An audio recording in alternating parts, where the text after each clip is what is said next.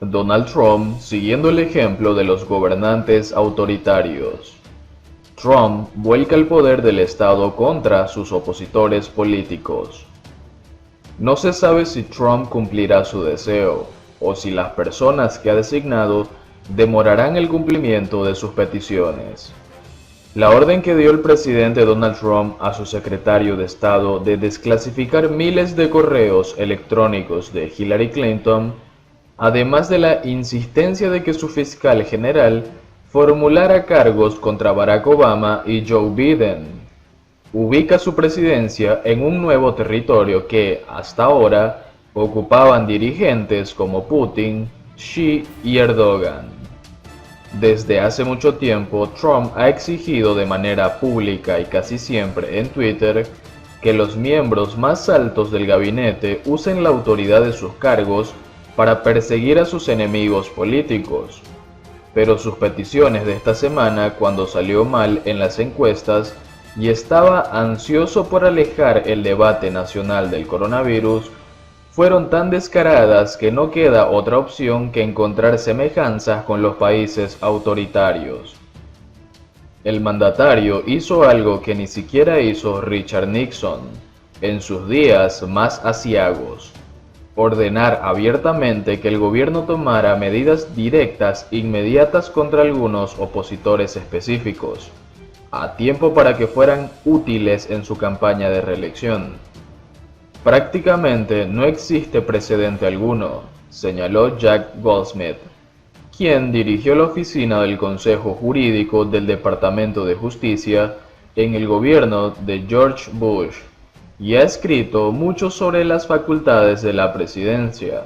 Después de Watergate, elaboramos una norma que dice que los presidentes no deben hablar sobre las investigaciones en curso y mucho menos obstaculizarlas. Es disparatado y no tiene precedentes, afirmó Goldsmith, quien ahora es profesor en la Escuela de Derecho de la Universidad de Harvard. Pero no existe ninguna diferencia con lo que ha estado diciendo desde el inicio de su mandato. Lo único nuevo es que pasó de hablarlo a ordenarlo.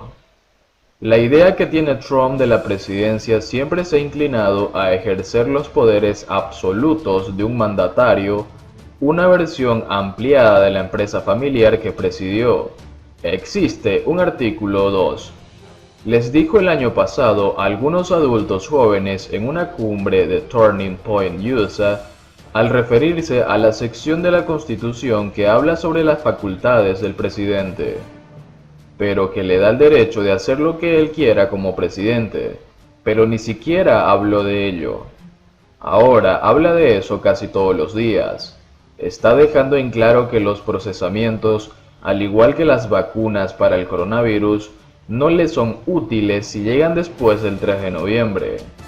Ha afirmado injustificadamente que ya hay muchas pruebas de que Obama, Biden y Clinton, entre otros, estuvieron promoviendo las acusaciones de que su campaña tenía vínculos con Rusia, lo que él llama la patraña de Rusia.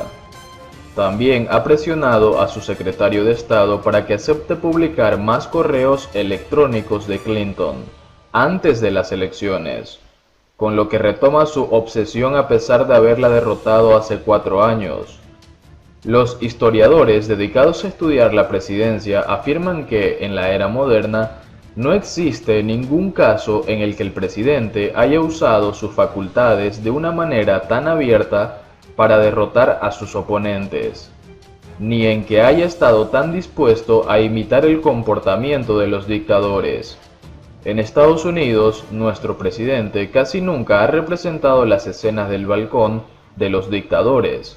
Eso lo dejamos para otros países que tienen sistemas autoritarios, escribió en Twitter Michael Becklos, el historiador de la presidencia, luego de que Trump regresó del hospital donde recibió tratamiento para la COVID-19 y se retiró el cubrebocas con el riesgo de contagiar a otras personas, mientras saludaba desde el balcón de la Casa Blanca. Hace mucho tiempo, los funcionarios de la Casa Blanca aprendieron a esquivar las preguntas sobre si el presidente considera que, en el fondo, Sus poderes están más limitados que los de los presidentes autoritarios a los que con tanta frecuencia se refiere en términos de admiración, como Putin de Rusia, Xi Jinping de China, Recep Tayyip Erdogan de Turquía, mismo que tienen algo en común. El Departamento de Estado de Trump ha criticado a los tres por corromper los sistemas judiciales de sus países con el fin de perseguir a sus enemigos políticos. El Departamento de Estado reclamó en su informe de Derechos Humanos de 2019 que Rusia participó en una persecución de los opositores políticos y de otros detractores antes y después de las elecciones presidenciales que ganó Vladimir Putin. Ese mismo año señaló que Turquía ha realizado arrestos y detenciones arbitrarios de decenas de miles de personas que incluyen a antiguos miembros de oposición en el Parlamento.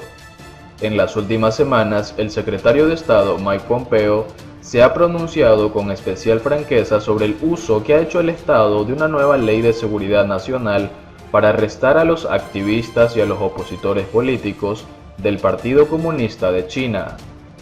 Nunca hemos visto nada parecido en una campaña electoral en Estados Unidos, aseguró Richard Nicholas Burns, ex subsecretario de Estado que ahora es asesor extraoficial de Biden. Esto disminuye nuestra credibilidad. Nos parecemos a los países que reprobamos por sus prácticas antidemocráticas antes de unas elecciones. He trabajado para 9 secretarios de Estado, señaló Burns. No puedo imaginar a ninguno de ellos interfiriendo en las elecciones de manera tan descarada como lo estamos viendo ahora. Lo normal es que los secretarios de Estado se queden al margen de las elecciones. Si querían publicar los correos electrónicos de Hillary Clinton, podían haberlo hecho en 2017, 2018 o 2019. Es un abuso de poder de Donald Trump y de Mike Pompeo.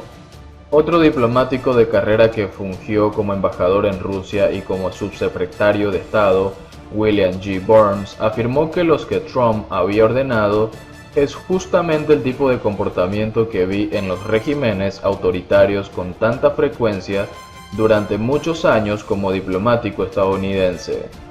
A la hora de hablar de la Rusia de Putin o de la de Turquía de Erdogan, habríamos protestado y condenado esas acciones, comentó.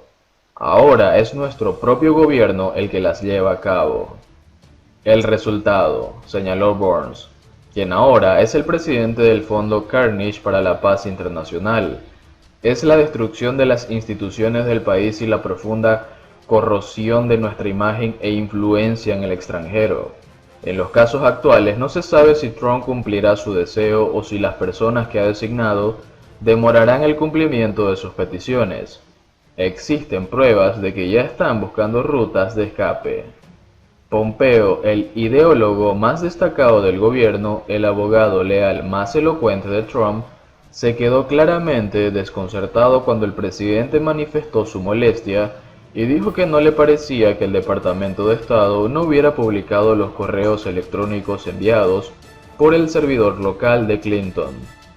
Tú manejas el Departamento de Estado, públicalos, señaló el mandatario en una entrevista de Fox Business esta semana.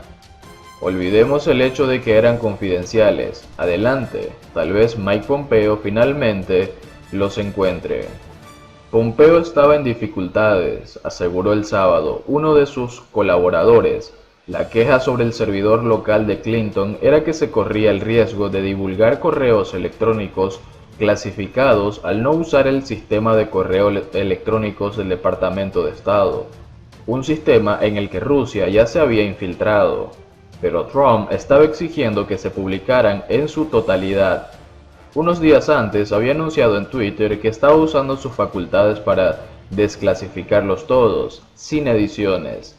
Es evidente que Pompeo entiende el problema. Es probable que aunque los publique todos, no complazca al presidente. El año pasado el propio inspector general del Departamento de Estado descubrió que pese a que Clinton había corrido el riesgo de poner en peligro información confidencial, no manejó sus correos electrónicos de manera inadecuada, ni sistemática ni deliberadamente. Es posible que William Barr enfrente un desafío todavía mayor para darle gusto al presidente. Ningún fiscal general desde John Mitchell, quien trabajó con Nixon y levantó cargos de conspiración contra los detractores de la guerra de Vietnam, ha sometido más al Departamento de Justicia a favor del presidente. Y el propio Nixon, aunque exhortó al Servicio de Impuestos Internos a que auditara a sus opositores políticos, no llegó a pedir públicamente que hubiera enjuiciamientos individuales. Sin embargo, en febrero, Barr le dijo a ABC News que Trump nunca le había pedido que haga nada sobre un procedimiento penal. Al mismo tiempo, se quejó de que los tweets del presidente acerca del Departamento de Justicia se imposibilitaban hacer su trabajo. Ahora es evidente que el mandatario le ha pedido a Barr que actúe en un procedimiento penal y no en una llamada telefónica discreta. Más bien lo hizo en Twitter y en Fox News, donde manifestó la profunda decepción que sentía en relación con su segundo fiscal general por la misma razón por la que despidió al primero